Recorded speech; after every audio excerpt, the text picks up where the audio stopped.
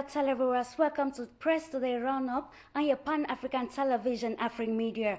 We'll be giving you some of the major papers we went through in the course of the week. Our first stop will be in Uganda. We'll be looking at New Vision. George Mario Bergoglio of Argentina, elected Pope, is one of the major headlines the paper carries. According to the journal, the 76-year-old George Mario Bergoglio of Argentina was on Wednesday, March 13, 2013, elected the new leader of the Roman Catholic Church. Pope Francis I appeared on the central balcony of St. Peter's Basilica just over an hour after white smoke poured from a chimney on the roof of the Sistine Chapel. Pope Francis is the first South American pope to lead the 1.2 billion member church. He chose the name Francis after the patron saint of the church, St. Francis of Assisi. Another issue of the press revealed that the construction of a dual-carriage bridge aimed at enhancing transportation of cargo between Uganda and Kenya has started at Malaba border in eastern Uganda.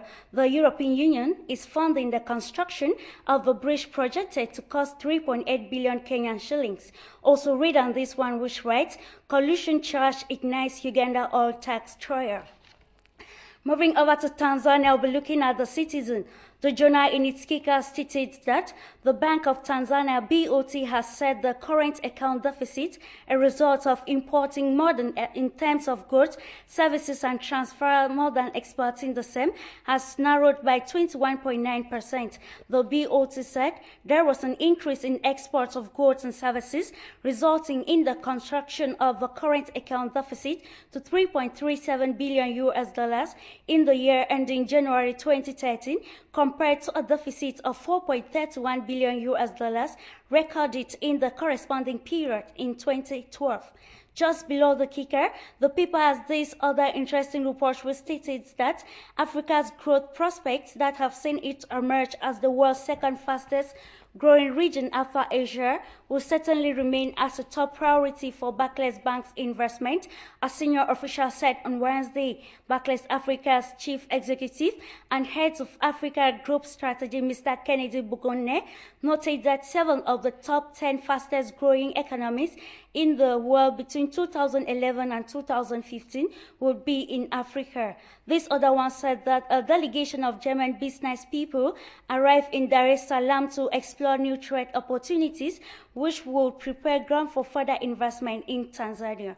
Now looking at Sudan Tribune, Friday's issue of the press revealed that American and Russian envoys to the United Nations accuse each other of hampering Security Council efforts to push Sudan and South Sudan to implement the signed agreement and settle the remaining outstanding issues.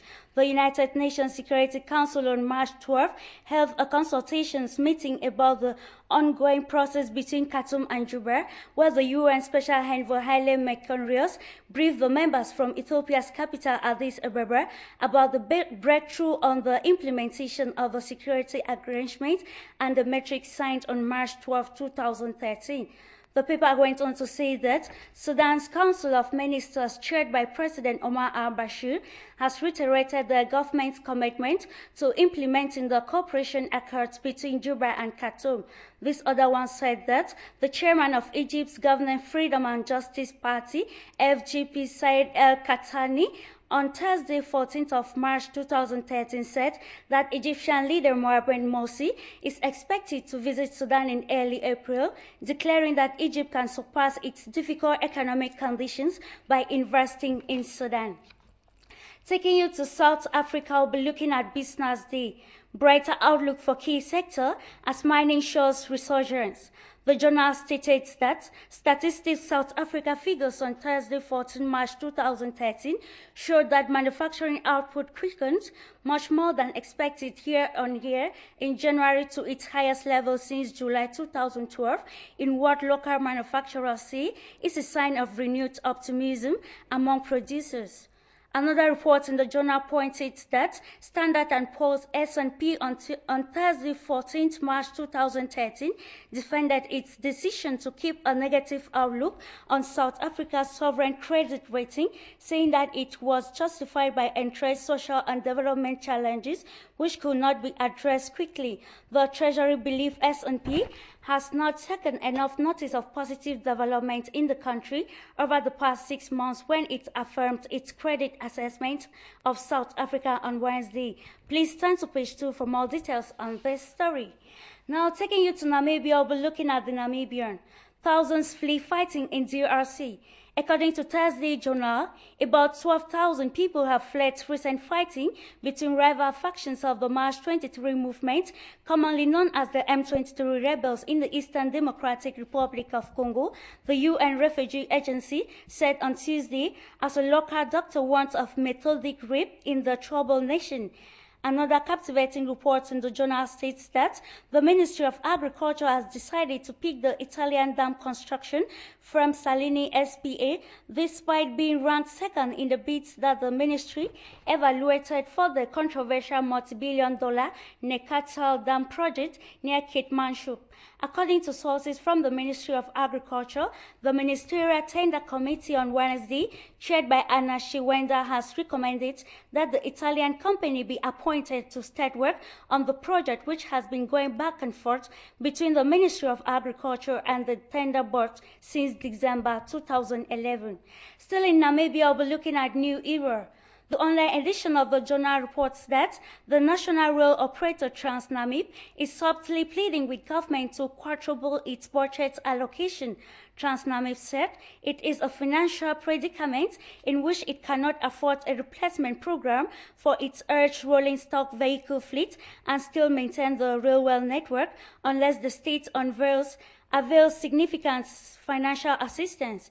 The plea is in the think of the current occurrence of derailing accidents in the country. Just below the kicker, the paper reveals that the state prosecutors and defense lawyers are set to argue on the sentences to be imposed on 11 people who have been charged with fraud for falsifying their academic qualifications. The hearing of the 10 Angolans and 1 Namibian will resume on Monday, March 18 in the Windhoek Magistrate Court. Now, taking you to Zambia, we'll be looking at the Post. According to the press, President Michael Sata revealed he would turn Zambia Institute of Management Studies, ZAMIM, city campus into a youth business incubator where fresh graduates of trade schools shall be provided with business skills. Jesse Fury of St. Mary's Secondary School, who represented the youth at Tuesday Youth Day celebrations, said promotion of enterprise is the lasting solution to youth unemployment in Zambia. Still in the paper, it's written that Hekande Hichilema said UPND probably has wrong members of parliament, while UPND Hechne, member of parliament Geoffrey Monday, said he is very much popular in his constituency. See page 4 for more details. This other report states that fired up Malawi civil servant Bright Sankara, DPP interim leader Peter Mutharika and 9 others spent their first night in police custody in Lilongwe, awaiting formal charges by the state following their arrest in the aftermath of a Commission of Inquiry report that exposed a plot to circumvent constitutional order in succession. Now, taking you to Egypt, we'll be looking at daily news. Presidency wants court to explain ruling that suspended election is one of the major headlines the paper carried. The paper revealed that the presidency on Wednesday asserted its respect for the judiciary and demanded the administrative court explain 2 of the principles included in the 6 March court ruling that suspended the parliamentary elections. The statement from the presidency came a day after the state litigation authority appealed the 6 March 2013 ruling. The appeal will, however, be considered by the Supreme Constitutional Court, Egypt's highest court, on March 17, 2013. The paper also focused on this report, which said that Egypt's Minister of Interior, Mohamed Ibrahim, said the police are the only organ or body tasked with maintaining security in Egypt, and that the officers need the people's support. The minister made the remark in Riyadh during the 30th Conference for Arab Ministers of Interior. Now looking at Daily Observer, according to the press, the Prime Minister of New Zealand, His Excellency John Key, is seeking Gambia's support for a United Nations Security Council seat. His Excellency John Key has subsequently dispatched a special envoy to Banjul to discuss with the Gambian leader Yahya Jammeh possibilities of support at the UN Security Council election that will hold in 2014. The paper in another instance revealed that the ruling Alliance for Patriotic Reorientation and Construction, APRC, has finally approved candidates for the local government election slated for April 14, 2013. According to a statement issued by the party on March 12, 2013, the president of the Gambia, Yahya Jammeh, and the leader of the APRC party had finally approved the candidates countrywide for the April 14 polls. Don't forget to inform yourself about this story that see ECOWAS Commission President and others felicitate President Yahya Jammeh as the country prepares to celebrate its 48th anniversary of independence. Finally, we'll be looking at the Herald newspaper from Zimbabwe. According to Friday's issue of the journal, close to 2,000 local and foreign observers have been accredited by the Zimbabwean Electoral Commission (ZEC) for the constitutional referendum set for Saturday, 16 March 2013. The electoral body also turned away 84 aspiring local and foreign observers for failing to meet the requirements. The paper equally revealed that Chief Gaborone of Botswana, Mr. Monare Gaborone, after meeting with Zimbabwe President Robert Mugabe at State House in Harare on Thursday, said Zimbabweans must defend the land from aggressive forces, as land is the cornerstone of development for every nation. Gaborone added that land was Africa's gold. The paper has this sad news which revealed that some 5 people, including 3 Chinamo High School people, on Thursday died when a commuter omnibus they were traveling in was involved in an accident. The children are said to have been on their way to school.